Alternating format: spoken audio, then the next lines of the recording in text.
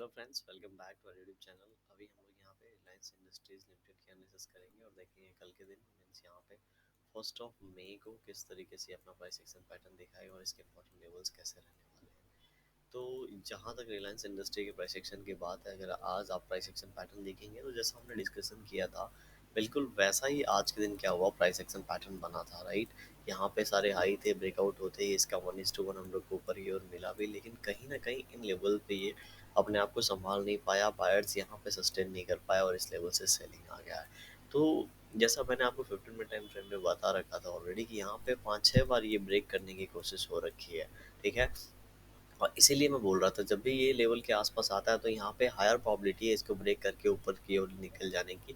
लेकिन इस बार भी देखेंगे तो इन लेवल्स के आसपास ही गया और इसके पहले ही यहाँ पे सेलिंग आ गई। तो इसीलिए मैं आपको बार बार बोल रहा था कि एक बार ये लेवल क्लियर हो जाने दीजिए, ठीक है, 2880 और ऊपर की ओर 3000 का, उसके बाद ही हम लोग कोई भी डिसीजन लेंगे। क्योंकि हम लोगों को जितनी बार ये ऊपर जाता है नीचे जाता है, नीचे से बाइंग आ जाती है, ऊपर से सेलिंग आ जाती है, कोई भी डायरेक्शन क्लियर नहीं हो पा रहा है। और बहुत दिन से ये लगभग लगभग 2 महीने होने को आ गए और ये इस तरीके से साइडवेज ही जा रहा है। समझ रहे हैं। तो हमारे पैसे अभी क्या है, अगर किसी ने निवेश करके रखा है वीकली टाइम फ्रेम के जो हमने बात किया था बहुत नीचे, अगर वहाँ निवेश करके रखा है तो अच्छे खासे प्रॉफिट में होगा। लेकिन अगर वो इन लेवल्स के आसपास निवेश किया होगा तो अभी भी यहाँ पे उसके पैसे फंसे होंगे। अभी हम लोग को क्या देखना चाहिए, देखिए ऑलरेडी मैंने आपको बता रखा है यहाँ पे क्या देखना चाहिए। ऊपर की ओर 3000 ऐसे मार्क कर लीजिए और नीचे की ओर 2840 इस तरीके से मार्क कर लीजिए, और जब तक 60 पॉइंट के बीच में है तब तक हम लोग कोई बहुत बड़ा डिसीजन नहीं ले सकते। आपको भी पता हुआ कोई भी शेयर जब रेंज बाउंड होता है, ठीक है, तो जब तक वो बहुत ज़्यादा टाइम रेंज बाउंड ना हो जाए और अपने जो भी रेजिस्टेंस और सपोर्ट है जा के बार बार उसको हिट करके ब्रेक ना कर दे, तब तक हम लोग को कोई डिसीजन नहीं लेना चाहिए। सेम सिनारियो यहाँ पे हम लोग फॉलो करेंगे और कल की बात करेंगे 15 मिनट टाइम फ्रेम पे। तो 15 मिनट टाइम फ्रेम पे चलते हैं और 15 मिनट टाइम फ्रेम पे आप देखेंगे कि आज का दिन मार्केट ओपन हुआ, ठीक है। ओपन होते ही पहले ही घंटे में यहाँ पे बहुत ही अच्छा खासा हम लोग को प्राइस एक्शन पैटर्न देखने को मिला। एट लास्ट यहाँ पे पूरा सस्टेन करने की कोशिश कर रहा था अपने लास्ट टाइम के रेजिस्टेंस के आसपास, लेकिन ये फिर नीचे की ओर ब्रेक डाउन हो गया और जहाँ से ओपनिंग हुई थी उसके नीचे क्लोजिंग मिल गई। तो ये एक अच्छा खासा अभी हमारे लिए क्या है, हमने बात किया था कि ये नीचे की ओर जो चैनल पैटर्न यहाँ से तो निकल चुका है, तो हो सकता है ऊपर टच किया और फिर से नीचे आ गया। अभी ये नीचे टच करने की कोशिश करेगा इन लेवल्स को। तो अभी हम लोग अभी फिलहाल के लिए इसको तो नीचे की वो लेवल्स के हिसाब से देखेंगे। तो यहाँ पे अगर 2920 का ब्रेक डाउन होता है तो एक ऐसा फ्लो बन सकता है जिसमें 2900 के आसपास आ जाए। अगर यहाँ पे फ्लैट ओपनिंग होती है तो गैप अप ओपनिंग होती है तो सिनारियो चेंज हो जाएगा, और बहुत ज़्यादा गैप डाउन ओपनिंग होती है तो भी सिनारियो चेंज हो जाएगा।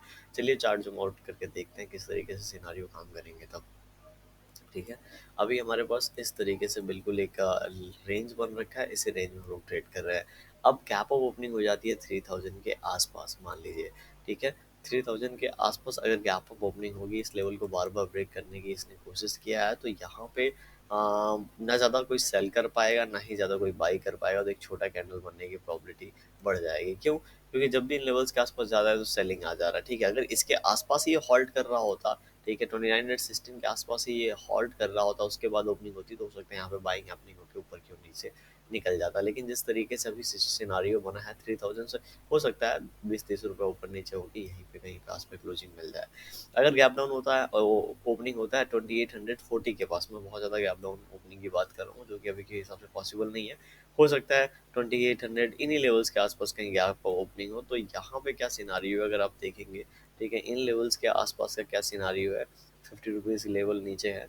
तो अगर यहाँ पे गैप ऑफ डाउन ओपनिंग होती है तो ये पहले सिनारियो में कोशिश करेगा ऊपर जाने की, लेकिन ये लेवल रेजिस्टेंस में काम करेगा तो हो सकता है यहाँ से रिजेक्शन मिले और इन लेवल्स के आसपास आगे क्लोजिंग हम लोग को कहीं देखने को मिले। तो ऐसा सिनारियो कल के दिन रिलायंस इंडस्ट्री में बन सकता है।